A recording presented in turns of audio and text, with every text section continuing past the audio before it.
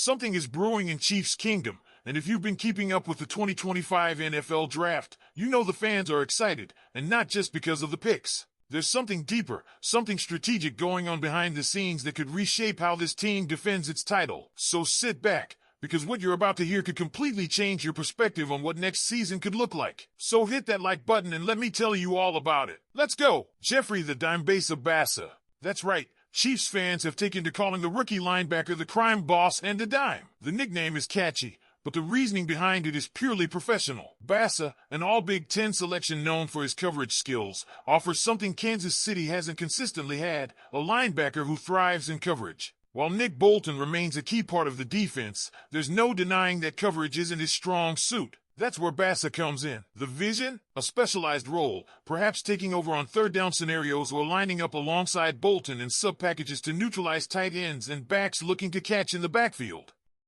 It's not just about depth, it's about chess, not checkers. Think about how offenses have exposed this middle in seasons past. Bassa could be the piece that flips that script. And speaking of scripts flipping, let's talk about potential trades that have the kingdom divided. Trey Hendrickson, one of the best pass rushers in the league. He's disgruntled, reportedly frustrated with his contract situation in Cincinnati. On paper, he's a dream addition, 17.5 sacks over the last 2 seasons and a nightmare for opposing quarterbacks. Chiefs fans saw firsthand what he can do when he feasted on Kingsley in the second regular season meeting last year. But there's a catch. AFC contenders like the Bengals don't exactly like helping out Kansas City. Think about it, would Cincinnati really want to see Hendrickson line up across from Joe Burrow twice a year? That's the kind of move that comes back to haunt you. Still, the idea alone is electric. Can you imagine a line with Chris Jones, George Karlaftis, Mike Dana, and Trey Hendrickson? Let's say that doesn't pan out. Enter Jadeveon Clowney. The veteran edge rusher isn't flashy anymore, but he's still dangerous and much cheaper than Hendrickson. Last year, despite being stuck on a brutal Panthers team, Clowney racked up 5.5 sacks. The year before? 9.5 with Baltimore. And here's the kicker, he's affordable and available. Just a 7th-round pick might get it done. This isn't about finding a star, it's about building a fortress. Rotational depth that wears down offensive lines. Clowney wouldn't need to carry the load, he'd just need direct pockets in key moments. Now let's pivot to one of the more polarizing picks of the draft, Ashton Gillotte. Some fans aren't sold. The numbers? They don't scream dominance. His sack total dropped last season, though the pressure rate held steady. And yeah, some of you are thinking, pressures don't pay the bills. John Gruden famously said, I don't care about pressures. Give me sacks. And it's a fair concern. But here's the thing, GM Brett Veach has earned the benefit of the doubt. His draft track record? Impeccable. And Gillotte, while currently 3rd on the depth chart, has room to grow. It's a wait-and-see situation.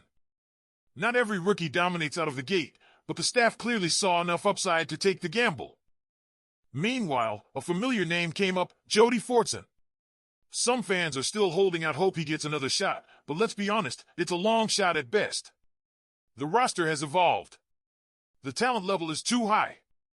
Fortson might have lingered due to chemistry with Mahomes, but this team is in win-now mode.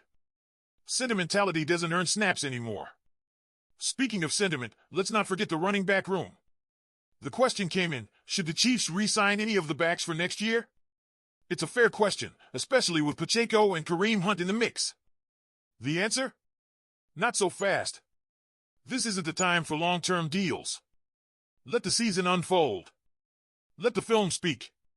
Pacheco is younger, yes, but the injuries have added up. Hunt is proven but past his peak. Why commit beyond what's necessary? Ride the season out, evaluate in January, not November. As for the current depth at running back, Carson Steele might be the odd man out. One too many fumbles last year. When your number's called, you've got to be ready. In a room that now features Pacheco, Hunt, Elijah Mitchell, and Brashard Smith, there's not much margin for error. Steele likely ends up on the practice squad unless someone goes down, and even then, his leash will be short. What do you think? Should the Chiefs go after Hendrickson? Would Clowney make more sense?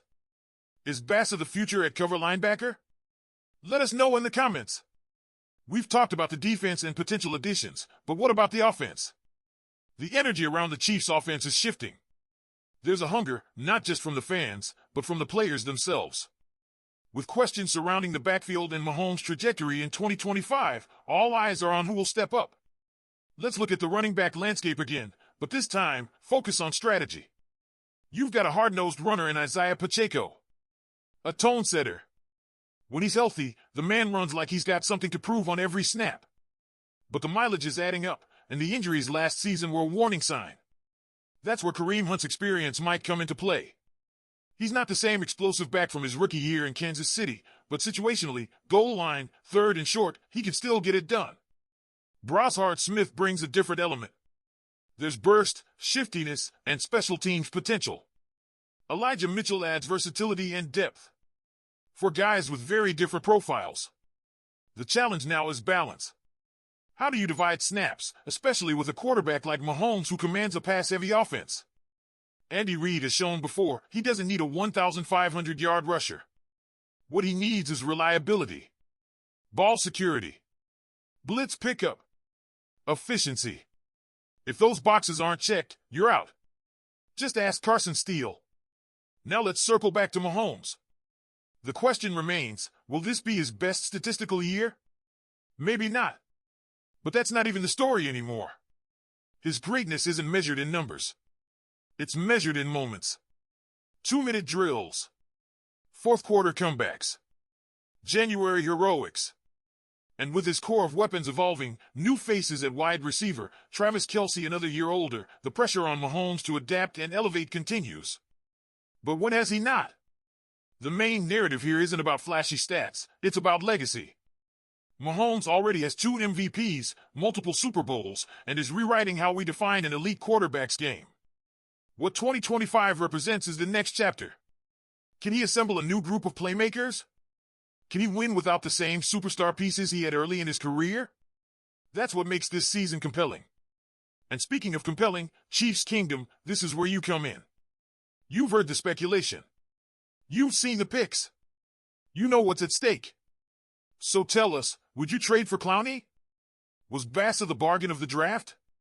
Is Gelati a bust or a revelation waiting to happen? And how do you feel about Mahomes and this offense in 2025? Leave a comment below right now. Let's get the conversation started.